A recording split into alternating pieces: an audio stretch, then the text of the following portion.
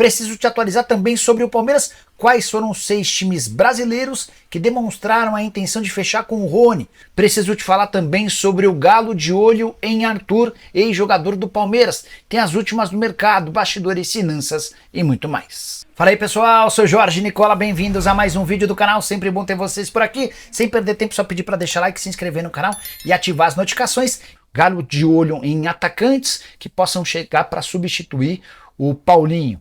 Júnior Santos, Botafogo, foi uma das possibilidades, ou uma das tentativas. Botafogo não demonstrou muita intenção de liberá-lo. Até por isso, Paulo Pitombeira, que é representante do Arthur, sugeriu ao Atlético Mineiro a contratação do Arthur. O Arthur está em baixa no Zenit, não tem conseguido jogar, 19 partidas, 4 gols e 5 assistências na atual temporada. Mas nos últimos 5 jogos ele só foi titular uma única vez. Em outras 2 nem sequer saiu do banco de reservas. Diante disso, o Zenit, que costuma ser um time bem complicado na hora de liberar atletas, topa fazer negócio com o Arthur em condições mais favoráveis. Vale a lembrança de que ele havia sido comprado do Palmeiras por 15 milhões de euros. Hoje está avaliado em 8 milhões de euros, um baita prejuízo. Só é importante contar que o Atlético não teve direito aos 18 milhões de euros do negócio com o Paulinho.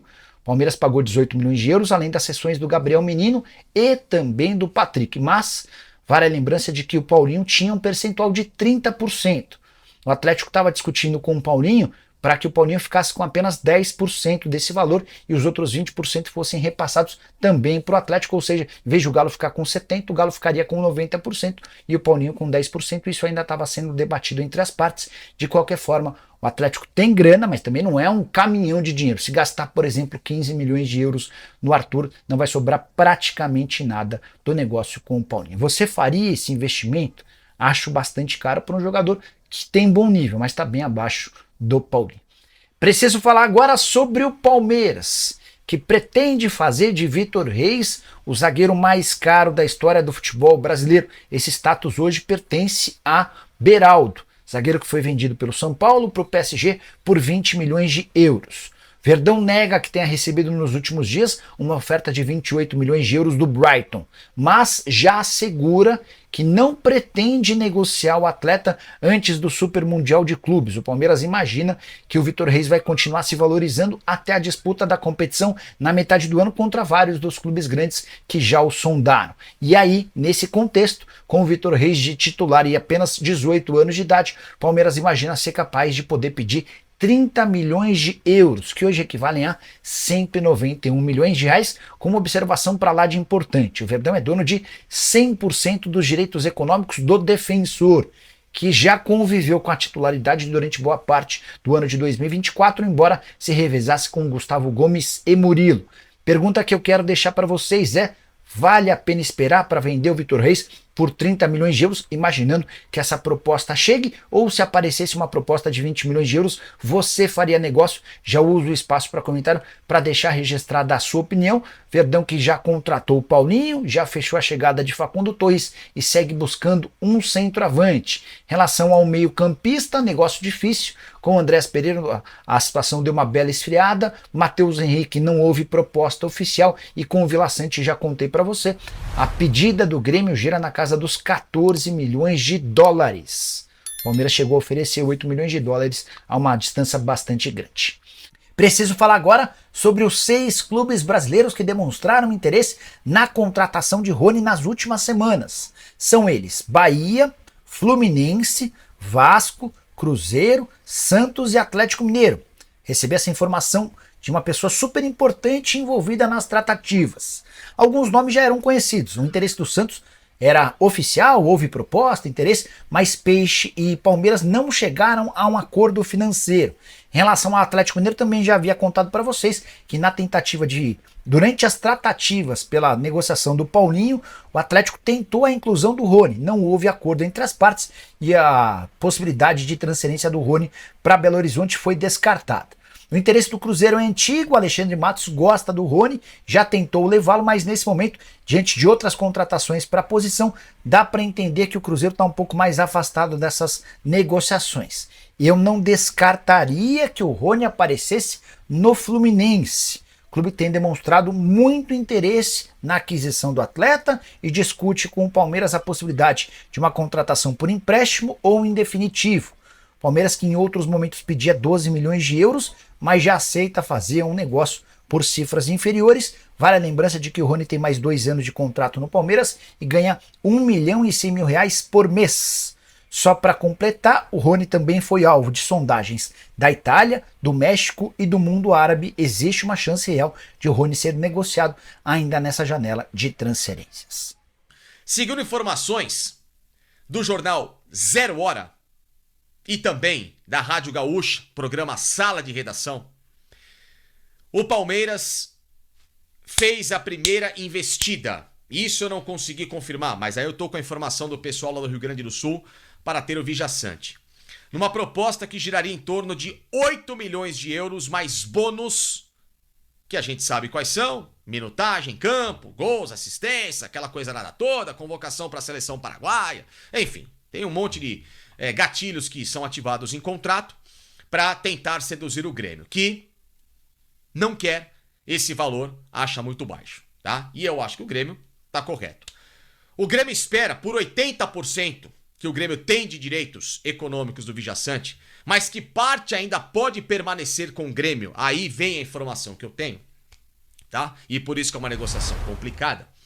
O Grêmio quer aproximadamente aí 10 milhões e meio a 11 milhões de euros para que a conversa tenha um desfecho imediato, tá? Menos do que os 15 milhões ofertados que o Grêmio deu ao mercado, ao empresário dele, para procurar propostas pelo Vijaçante. O Grêmio não tinha interesse em vender aqui para o mercado brasileiro, mas as propostas que o Grêmio achou que poderiam chegar, mundo árabe, futebol dos Estados Unidos, do México, até a Europa, elas não se concretizaram até agora, e o Grêmio está se dando conta de que o Vijaçante, mesmo sendo um cara muito importante, desperta, e tem gente aqui no Brasil que pode contratá-lo por altos valores, e um desses times é o Palmeiras, tá? Então essa história, ela tá nesse pé exatamente. O Palmeiras fez a primeira investida, segundo a Rádio Gaúcha, voltou a negativa e, intermediando a história, o Renato Bittar, que é o empresário do Vijaçante e também empresário do Gustavo Gomes, empresário de 2 capitães aqui no futebol brasileiro. Gustavo Gomes no Palmeiras, Vijaçante no Grêmio, ambos paraguaios. Inclusive Renato Bittar, que em 2021 acertou Vijaçante com o Palmeiras, porém na hora final Palmeiras e Cerro Porteño não conseguiram entrar em acordo pelos valores, e o Grêmio foi lá e contratou o jogador à época por 3 milhões e meio de euros, que o Grêmio quer recuperar agora, tá? Então, o que está acontecendo nesse momento? O Palmeiras vai sim melhorar a proposta, até onde eu sei. Não muito além desses 8 milhões. Pode chegar, pode, tá? Porque aí eu não tô lá com o cheque, mas o que eu sei é que o Palmeiras pode chegar próximo da casa dos 10 milhões de euros, algo muito similar ao que fez o Palmeiras tirar o Maurício do Internacional e colocar alguns gatilhos nessa história para, quem sabe, melhorar essa condição do Grêmio nesta pedida. Envolvimento de jogadores, que muita gente pergunta: o Zé Rafael pode entrar no negócio, o Caio Paulista, o Rony, Vanderlan. Por hora, não é tratado ainda em possibilidade do Palmeiras envolver jogadores, como foi no negócio do Atlético Mineiro, que o Palmeiras colocou o Gabriel Menino, Patrick, para ter o Paulinho e mais aquela bagatela de 18 milhões. Por hora, não.